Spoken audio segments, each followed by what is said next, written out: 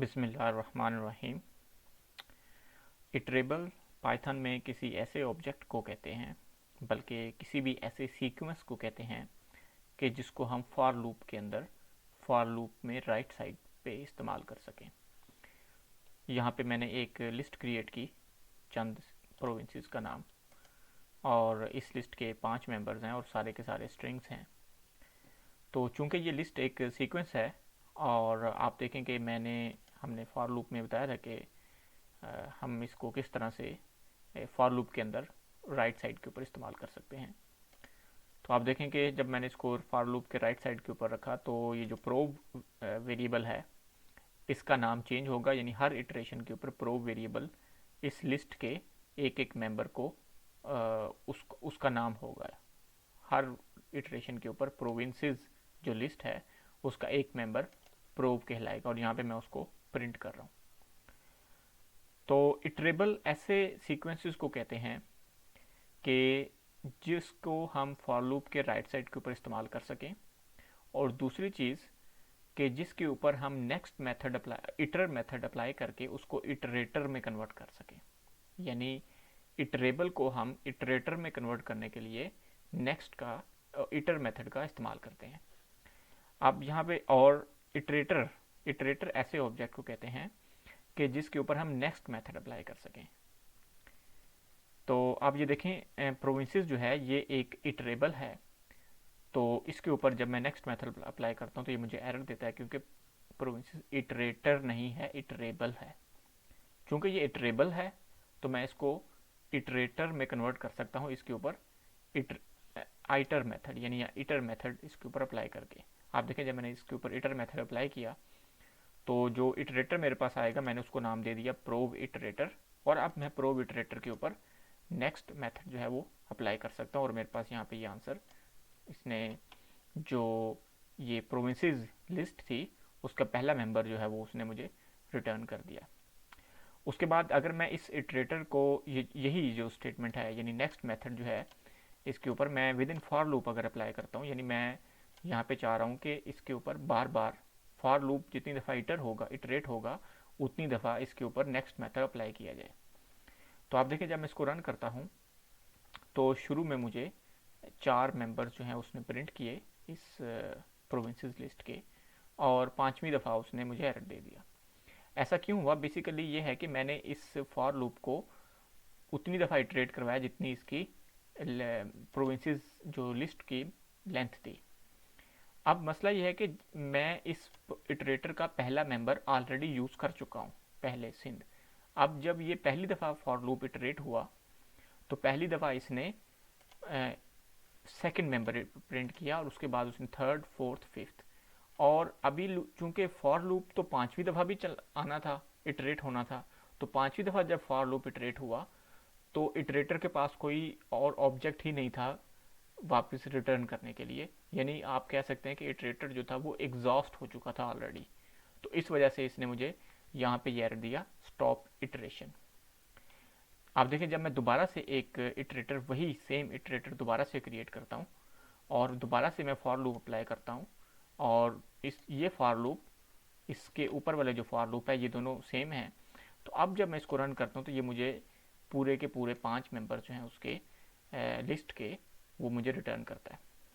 और अगर मैं इसके ऊपर दोबारा से रिटर्न मेथड अप्लाई करूँ तो दोबारा से मुझे कह रहा है कि नहीं, इटरेटर जो है वो एग्जॉस्ट हो चुका है और मुझे इटरेशन स्टॉप करनी चाहिए। अब अगर मैं इसकी ये जो इटरेटर मैंने क्रिएट किया था इसकी मैं टाइप मालूम करूँ तो आप देखें इसकी टाइप है लिस्ट इटरेटर, और इसकी टाइप लिस्ट इटरेटर इस वजह से है क्योंकि ये इटरेटर लिस्ट से क्रिएट हुआ था। यानी ये लिस्ट के ऑब्जेक्ट्स को एक एक करके रिटर्न करेगा जब भी मैं इसके ऊपर नेक्स्ट मेथड अप्लाई करूँगा, अनटिल के ये एग्जॉस्ट ना हो जाए। हम इसी तरह से दूसरे सीक्वेंसेस को भी इटरेटर में कन्वर्ट कर सकते हैं। आप ये देखें यहाँ पे ये जो सीक्वेंस है ये एक ट्यूपल है जिसको मैंने प्रोविंसेस का नाम दिया, और ये इटरेबल भी है क्योंकि हम इसको भी फॉर लूप के अंदर राइट साइड के ऊपर इस्तेमाल कर सकते हैं इस प्रोविंसेस ट्यूपल को। अब यहाँ पे मैं इसको इस स्टेटमेंट में मैं इसको इस लाइन में मैं इसको इटरेटर में कन्वर्ट कर रहा हूँ इटरेबल के ऊपर आइटर मेथड अप्लाई करके। अब देखें जब मैं इस इटरेटर का इसकी टाइप मालूम करता हूँ तो इसकी टाइप है ट्यूपल इटरेटर। पहले जो टाइप थी वो लिस्ट इटरेटर, यानी ये बता रहा है पाइथन कि ये इटरेटर है और ये ट्यूपल से आया है। इसके अलावा टाइप मालूम करने के लिए हमारे पास एक और भी तरीका होता है, और वो है इज इंस्टेंस। इज इंस्टेंस एक ऐसा फंक्शन है कि जो दो इनपुट आर्गुमेंट्स लेता है, और वो हमें बताता है कि पहला इनपुट आर्गुमेंट दूसरे इनपुट आर्गुमेंट की टाइप है कि नहीं है, यानी 2.5 फ्लोट है कि नहीं है। आप देखें जब मैं इसको रन करता हूँ तो चूंकि 2.5 फ्लोट है तो इसलिए उसका आंसर ट्रू है। और क्या 2.5 स्ट्रिंग है, तो इसका आंसर फॉल्स है। अब देखें यहाँ पे मैंने स्ट्रिंग str लिखा, क्योंकि जो पाइथन जब हम स्ट्रिंग की टाइप मालूम करते थे तो पाइथन मुझे str रिटर्न करता था। तो यानी str और फ्लोट ये पाइथन की बिल्ट इन टाइप्स हैं, या जो भी टाइप हो एक्चुअली, तो वो मुझे यहाँ पे सेकेंड इनपुट आर्गूमेंट, अगर मैं फर्ज किया यहाँ पे मैं स्ट्रिंग देता हूँ तो स्ट्रिंग str, तो अब ये देखें ये मुझे एरर देगा, और एरर इस वजह से देगा, कह रहा है कि argument 2 must be a type और अ ट्यूपल ऑफ टाइप्स, यानी जो आर्गूमेंट 2 है ये टाइप होना चाहिए। इस वक्त आर्गूमेंट 2 जो है वो एक स्ट्रिंग है, जबकि मैं चाहता हूँ कि ये एक टाइप हो। str जो है वो टाइप है। आपने देखा कि जब भी हम किसी स्ट्रिंग की टाइप मालूम करते थे तो पाइथन हमें str प्रिंट करके देता था, तो इसलिए मैंने यहाँ पे str लिखा है। तो जब मैं इसको रन करता हूँ तो ये मुझे कहता है फॉल्स, क्योंकि 2.5 फ्लोट है, स्ट्रिंग नहीं है। अब अगर मैं चेक करना चाहूँ कि क्या कोई ऑब्जेक्ट इटरेटर है कि नहीं है, या इटरेबल है कि नहीं है, तो एक तो तरीक़ाकार ये था कि मैं यहाँ पे उसको टाइप लिख के प्रिंट कर लूँ, तो लेकिन इसमें मसला ये कि ये मुझे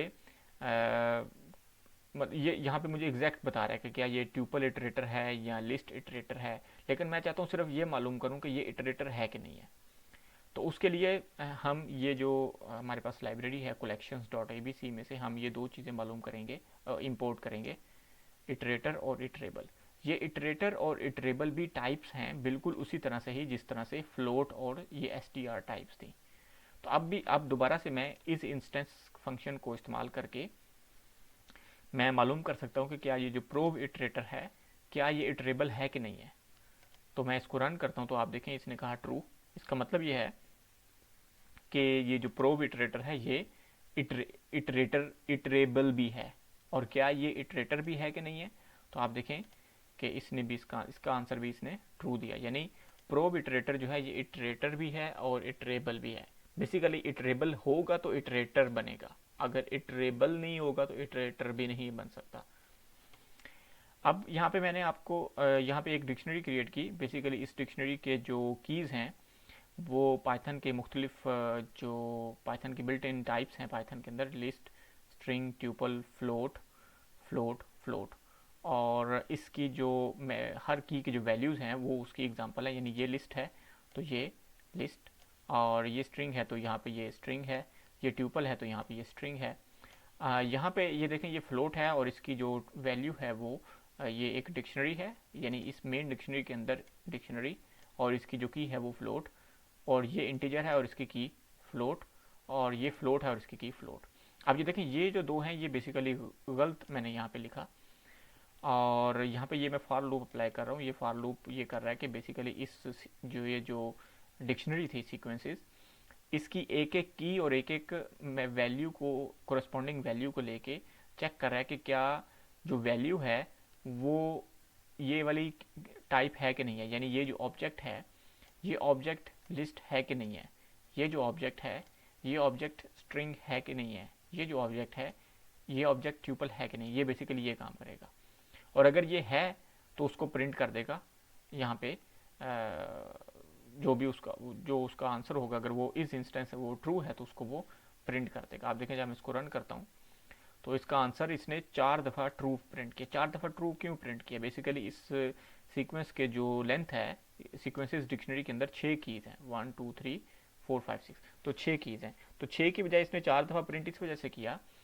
क्योंकि 4 इसमें ट्रू है, यानी ये जो है ये लिस्ट है, ये स्ट्रिंग है, ये ट्यूपल है, लेकिन ये फ्लोट नहीं है और ये भी फ्लोट नहीं है, इसलिए इन दोनों की दफ़ा उसने प्रिंट कुछ भी नहीं किया, और इसकी दफ़ा उसने दोबारा मुझे फ्लोट यानी ट्रू प्रिंट कर दिया। अब अगर मैं इसको अगर मैं डिक्ट कर दूं और इसको अगर मैं इंट कर दूं तो आप देखें कि इस दफ़ा इस फॉर लूप के नतीजे में 6 ट्रू स्टेटमेंट्स प्रिंट हुई, यानी ये सारी की सारी अब जो वैल्यूज़ हैं वो उसी टाइप की हैं जिस टाइप की ये कीज़ हैं, उनकी कोरस्पॉन्डिंग कीज़ हैं।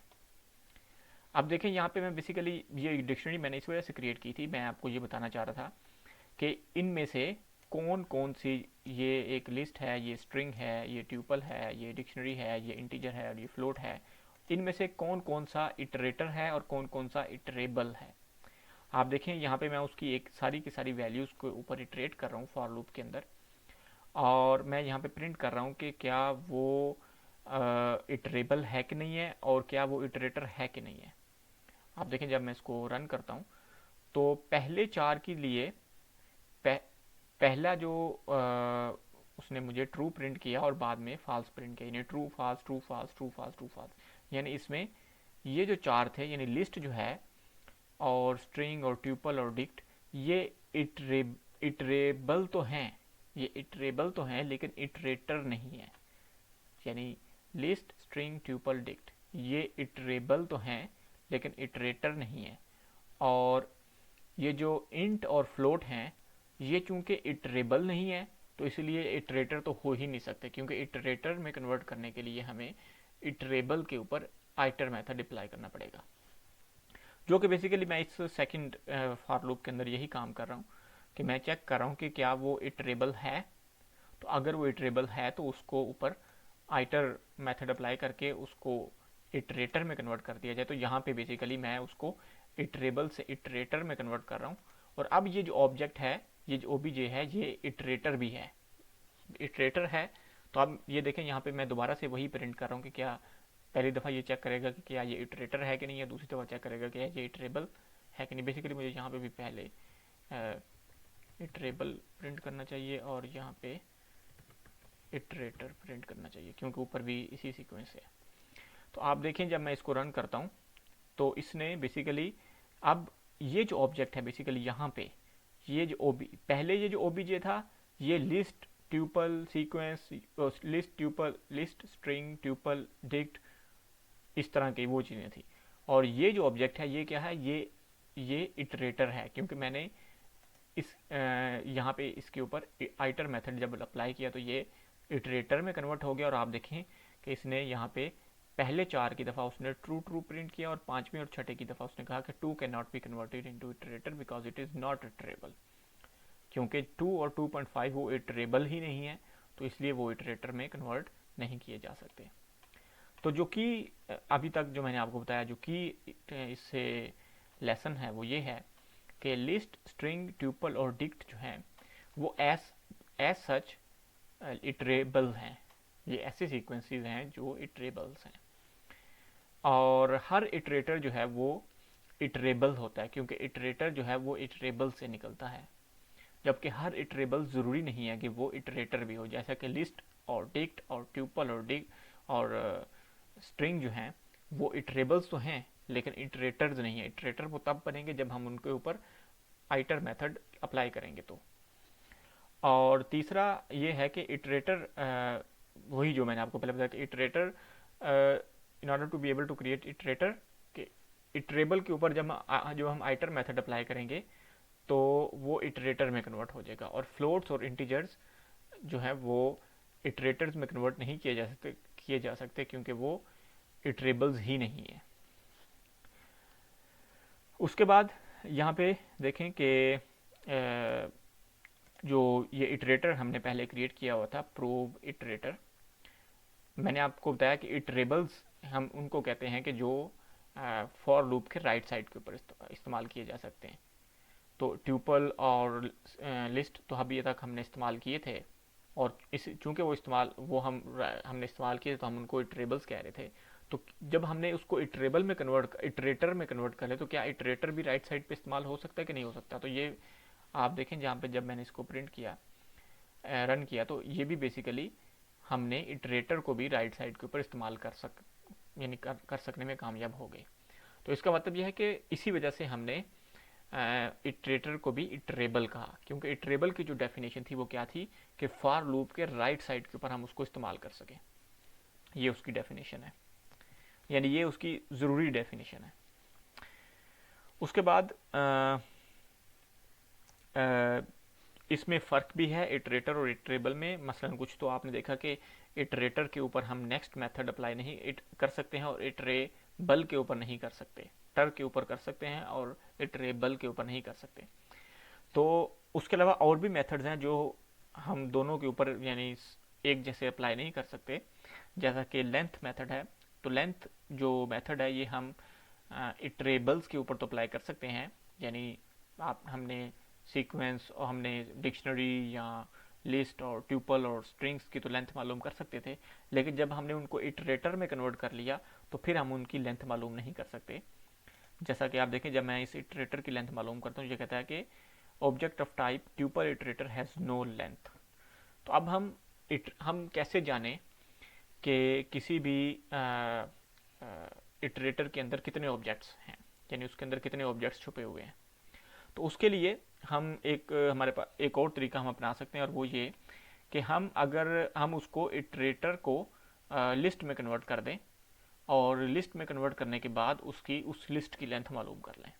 तो आप देखें, जब मैं यहाँ पे मैंने ये इटरेटर जो है दोबारा से क्रिएट किया और उसको मैं यहाँ पे LIST, बेसिकली मैंने शायद पहले आपको लिस्ट के लेसन में बताया था कि LIST एक ऐसा मेथड है कि जो किसी भी सीक्वेंस को या किसी भी ऑब्जेक्ट को लिस्ट में कन्वर्ट कर देता है।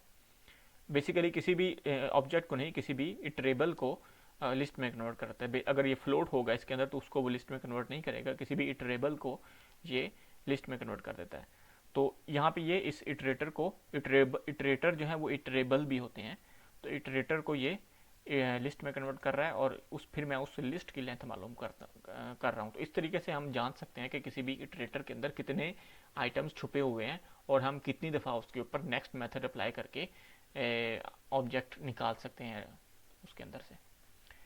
तो ये एक कंप्लीट डिस्क्रिप्शन तो नहीं है, क्योंकि बेसिकली जो आइटर और नेक्स्ट मेथड्स हैं वो बेसिकली ये जो double underscore next double underscore और डबल अंडरस्कोर आइटर डबल अंडरस्कोर यहाँ से वो आते हैं। और ये चूँकि हम ऑब्जेक्ट ओरिएंटेड प्रोग्रामिंग अभी नहीं पढ़ रहे तो उसमें इसलिए मैंने आपको इनके बारे में नहीं बताया, लेकिन जितनी मैंने आपको डेफिनेशन बताई इटरेबल और इटरेटर की, कि इटरेबल ऐसे ऑब्जेक्ट को कहते हैं कि जो फॉर लूप के राइट साइड के ऊपर हम इसको इस्तेमाल कर सकें, और उसके अलावा हम इटरेबल के ऊपर आइटर का मेथड अप्लाई करके उसको इटरेटर में भी कन्वर्ट कर सकते हैं अगर वो ऑलरेडी इटरेटर ना हो तो।